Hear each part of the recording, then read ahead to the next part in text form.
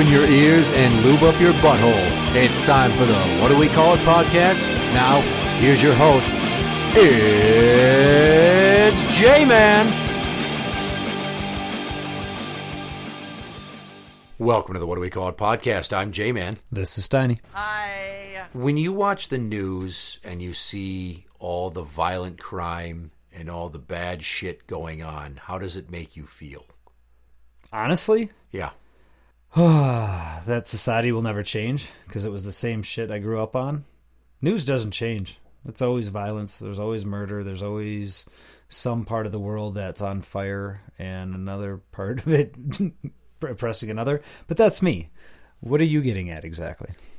So when I see all the youth crime in terms of carjackings, Okay. when I see videos of white people being targeted for their whiteness by groups of black youth that surround like an elderly woman and beat her within an inch of her life, when I see groups of kids at a school, say it's a California school and it's mostly whites and Hispanics in the video I see, and it's these kids that are disrespectful to their teachers and put their hands on their teachers. And then you have a society that was fed up, but then the defund the police movement happened, and then they started to kind of go that route and go soft on crime, and things got unsurprisingly worse, so now they're trying to clamp down. So now they're trying to correct course for letting things get way too bad. And you have police that are chronically burned out. The resources are not there. Minneapolis PD is a couple hundred officers below where they want to be. So when you see innocent people being victims on Twitter, on the news, in other stories on other websites, CNN, Fox News, forget the political slant, just the fact that this shit is happening and it exists. I'm not going to say I want this to happen, because I fucking don't, because it will bring us to the precipice of the purge. But I fear that if the continued push for glorifying crime, an increase in violent crime, which right now there's a big thing in New York with women being attacked for being women. It's fucking bizarre. Women being beaten, groped, knocked out and dragged behind cars and sexually assaulted. Yeah, it's a big fucking thing. Just random crimes against women. So what I'm saying is, you're going to get, in our gun-crazy culture, in our right-wing conservative justice worshiper culture, a segment of people that I don't want to necessarily use the word vigilante militia, but at some point, when is everything, that bubble of sanity, going to burst? And you're going to see people take to the streets, much the same way Kyle Rittenhouse did. I was going to say, didn't we already have this happen in Kenosha, Wisconsin? Exactly. He thought he was doing the right thing. The people there thought he was a fucking fascist. Look what happened. He killed one guy. He basically vaporized another guy's bicep, is what he said. He killed two guys? Killed two guys. Okay, He killed a homeless guy who had mental issues that got into a verbal fight with him, and then he killed the skateboarder dude who was basically, because everybody said, "Hey, get him! He just shot and killed a guy," and they were going after him. Okay. He then shot the skateboarder dude, and vaporized that other guy's arm. Yeah. The EMT guy that tried to fucking grab the gun, which it basically held his arms up, stupid and then move. just shot. Shot his arm. Yeah.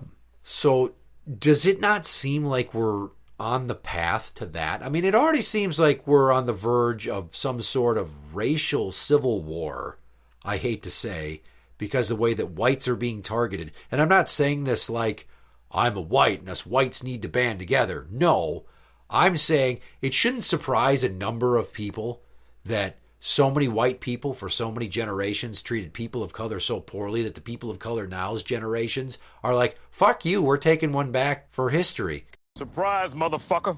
But we didn't do it, but they don't fucking care. So now you're going to get the, I'm just going to say like the Proud Boys, or what are those guys, like the 3%ers? Fucking white nationalists would love to go gun crazy in a city like a Chicago or something, or if there's a suburb, an affluent suburb, where shit spills over. And you're going to see these good old boys with their guns like, I get to finally fucking kill somebody. I feel like it's going to happen in weird places like either Texas or like Oregon or something like that. Virginia, Alabama, like places where there's pockets of undereducated but very religiously bent white people that are gun crazy. Well, didn't you hear the presumptive candidate for the Republican side has actually come out and said that he thinks people should be able to shoot people that steal or break in and thieve, right? What? We're talking about Trump? Oh, yeah. Okay. It sounds like something he'd say. I didn't hear him say it, but I do believe that every state should have a castle doctrine that states that if someone breaks into your house forcibly, that you have the right to bear arms, and if they try to attack you, you don't have to retreat. You can just fucking shoot them, and then good for you, here's your fucking ribbon.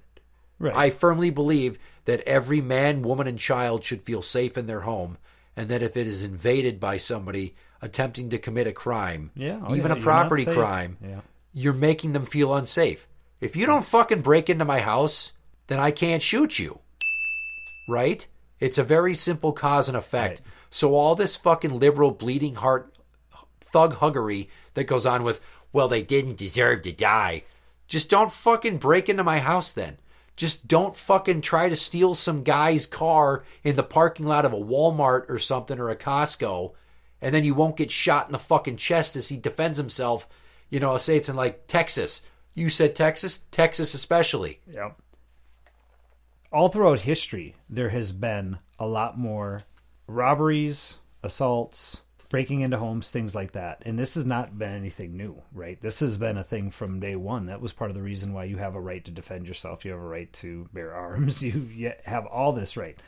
It's amazing to me because the pandemic accelerated everybody's gun ownership, right? And the gun makers are making more guns, more ammunition now than they ever have before, type of thing. That's the part that I'm worried about, is everybody becoming so trigger happy. I get it. I absolutely agree with the right to defend yourself. I agree with the right to brandish a weapon to try to force somebody off your property. And you're right. If they are coming at you, you don't know if they're going to take that gun from you and shoot you with it, right? So you have a right to defend yourself. I just worry about where we get to when that becomes the situation where everybody has to be armed to the teeth, right? Where everybody's quick to flash a gun. A couple years ago, it happened where an off-duty police officer flashed a gun at somebody and got his ass shot because he was flashing a gun on the freeway, at somebody else. Don't be fucking stupid either, Like, I agree. If you don't break in, you're not going to get shot. But there's people that are just waiting and hoping to kill. I agree. That's what I mean. There are those that are looking for any reason, right? And so the poor kid who knocked on the wrong fucking door and got shot through the front door. Is that castle doctrine? No, is that castle doctrine? I mean, I said they need to forcibly enter your domicile and threaten you. But that's my thing, is that guy's fear was such, and he was safe within his own home, behind his doorway, but he saw a person of color out there, and he got so scared, he was going to shoot first. Yeah. That's what I'm worried about, because we build this sense of fear, too. And some people are not as well equipped for it as others. Well, obviously. I think, was his name Ahmaud Marbury? It was down south. He's jogging through a neighborhood. They accused him of fucking casing homes. And a father and son because he had gone in and he went in to pee no, he didn't even go in to pee. He just went and looked around a house that was under construction, right? Because he was in the neighborhood area, and from that, and they convicted those guys as being like a racially motivated crime too. They were looking for a reason. And the third guy they picked up too, who really didn't have much involvement, but he was convicted as well. Yeah. Now here's another example, and obviously I'm getting this information secondhand. Mm-hmm. But my boy Harry at work, the bushy beard guy, call him Harry. He hates that. But that's his nickname, and I don't use his real name on the show. Anyways, everybody's got to have one. So he's going to hear this. He told me he went to the Como Zoo with his partner, and there was a guy, open carry, extendo mag. Huh? Right. At Como Zoo? Yes. I'm like thinking to myself, does this guy like sit at home and fantasize about being a hero, so he just jacks off to the fucking Harambe video hoping that he gets to shoot a gorilla next? Probably. Or is he hoping that some kid is going to try to grab his kid? I mean, he was with his family. I get wanting to protect your family with a concealed carry, but an open carry?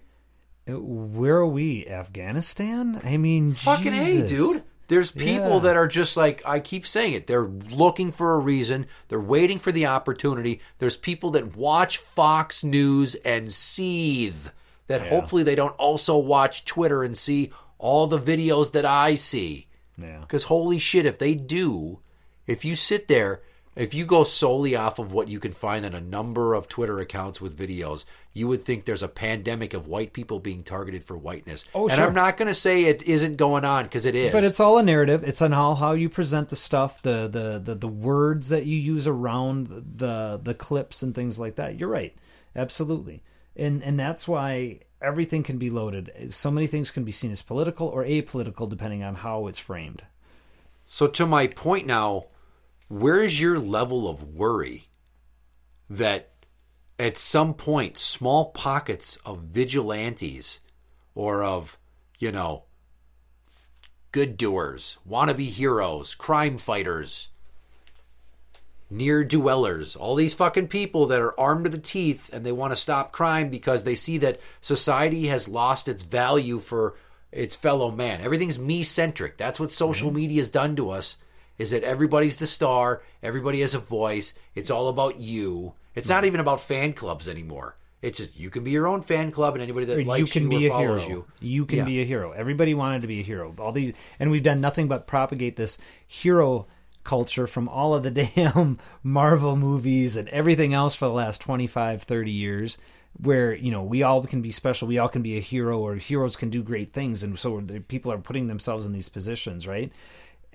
We already had it with the whole Pizzagate thing. That guy went there to literally free the children, right? He wanted to be a hero. Yeah. I mean, I've been scared for a long time about the ability of bad information in good people's hands, right? We all want to do the right thing. We all want to be noble and help the less fortunate or stand up for those who can't. But when you're doing it on completely false information or completely screwed up ideals, I worry that even the best people can all of a sudden become monsters. And so you're right, to your point, this whole militia thing, it's fine until the first person who's innocent gets taken down. Right? Yeah, it goes from somebody like, we're stopping a crime being committed. Yeah. And not To a necessarily that they're Rittenhouse. killing them. Right. But that they're apprehending this person, to it becomes like Ahmaud Marbury, and it's racially motivated. Yep. And they're like, get the darky. Right. He don't belong. Just throw him in the back of the truck, right? Yeah. Stuff like that. And so it's a slippery slope again. Like I said, people. Oh, it's a fucking avalanche, dude. Because the next thing you know is you're going to go, and I'm sorry to cut you off right there, but I'm just telling you right now, it's an avalanche of people that start trying to do right, and then some bad apples get involved because they see it's happening. Yep. And they want their turn, and next thing you know, they're fucking lynching people from trees again. And we could all of a sudden be in 1933 Germany. You know what I mean? Yeah. Where it's us against them.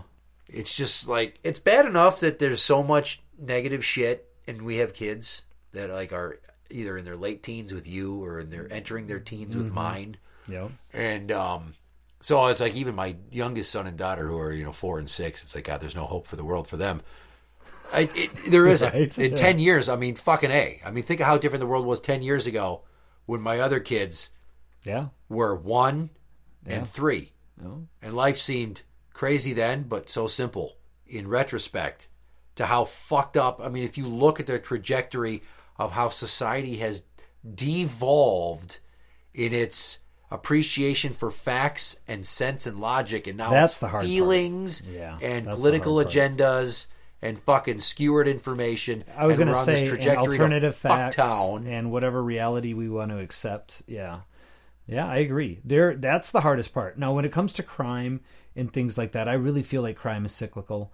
I keep saying, and so many people forgot about this, but the assault weapons ban was actually a good thing. And the fact that the NRA and so many people pushed to get it removed in the 90s made everybody less safe. It made the cops less safe. It made average homeowners less safe. The average person, I get it. There's the need to have military-grade weapons, but there is no actual practical purpose for the average homeowner to have military-grade weapons. You are never going to be on the same footing as the military. You are never going to have access to the same shit they do, right? It's not the case. So if you think that you can sit in your property, on your land, and you can get a bunch of buddies, and you can hold out against the government because you feel your rights are innate, it's not going to happen. They can still take you down. So this whole thing... what was that out west? What state was that? The Idaho? militia took over the fucking... Oregon, right? The state, the National Park Office or whatever it was. Yep. And they were going to... It was basically a sit-in. They did what all these college liberal kids do, and they had a sit-in at a national park office. With AR-15s. But with AR-15s, yeah. And the one guy was killed. The one dad or the one older guy was killed because he refused to go down when they were going to arrest him when they came off the property. And he tried brandishing a weapon at the cops, and they took him down. They shot him and killed him.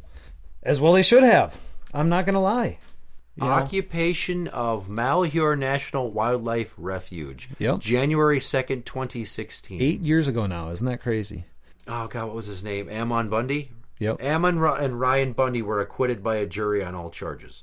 Yep. But basically, I mean, the shit that these guys pulled, I have to believe, if you watched season 5 of Fargo, the TV show, John Hamm plays a sheriff that's crooked. Oh, yeah. I just saw that one. Filtering guns to his buddies. Yep. In these and he militias. Is the law. Yep. And he's a white nationalist, basically, Yep. and also one of these evangelical uber Jesus freaks. Yep. It's those types, and they had to be loosely based on this shit. Right. They're like, let the fucking feds come to my compound, try to take over. And he beats all of his wives, and yeah, he was a real class act. Yeah, he really fit a lot of check marks when they tried to make one of the most evil characters you can come up with. But now the last bit of this, because I like to, play devil's advocate, I always go, conversely, is kind of one of my catchphrases on the show. Conversely, so if you've seen the first Purge... I think I've seen part of that one, I'll be honest with you. Sorry. Shit gets real in a hurry. They have this purge, and people basically descend upon the projects with fucking military-grade weapons and militias and shit. Mm-hmm. And it's basically a setup to take out poor people, to make the cleanse, rest of the nation go, hey, we should get rid of these poor motherfuckers. And then a select few occupants of that project housing place fight back. And it's basically whites in the military versus the poors and the blacks. Right. Gangbangers type thing. Right? So if we get a bunch of white Jesus freak nationalists that go after people of color, you're going to see some people of color that aren't the gangbangers that they're going after, that are going to have to come to the rescue of the gangbangers for the sake of doing what's sane. I'm not going to say right. I'm going to say sane, because the people with the guns killing the gangbangers and the criminals think they're doing what's right. Right. They're doing the Lord's work. I'm air quoting. You can't see me. But then you're going to have the people that are sane enough to go, this needs to fucking stop, and we're going to have to do this. See, it becomes that avalanche of more fucking chicanery, that violence begets violence, right? And as I like to throw out this one, let the man who seeks revenge dig 2 graves, not 1. Oh, yeah. It's a good saying. You're going to lose yourself in the process of trying to get your justice. So that's what it's just going to lead to, like a social civil war. There might be lines of color. It'll also be lines of politics. There'll be lines of religion. It'll be like a fucking Venn diagram. So my question is this, though. I'm a student of history. I love history. I really do feel that if you don't learn from it, you are bound to repeat it. I believe there was a lovely, air quotes, fellow by the name of Charlie Manson back in the 60s that was talking about the oncoming race war. Yeah. How it was inevitable and how the signs were that this was going to happen right around the corner. Is this I start to feel like this is a lot of dog whistles, though. You know what I mean? Hopefully. I sure hope so. I mean, in my lifetime, I have been hearing this all when I was a teenager, early 20s, 30s, people saying, oh yeah, it's coming. It's bound to happen. Let's look at it, and nothing happens.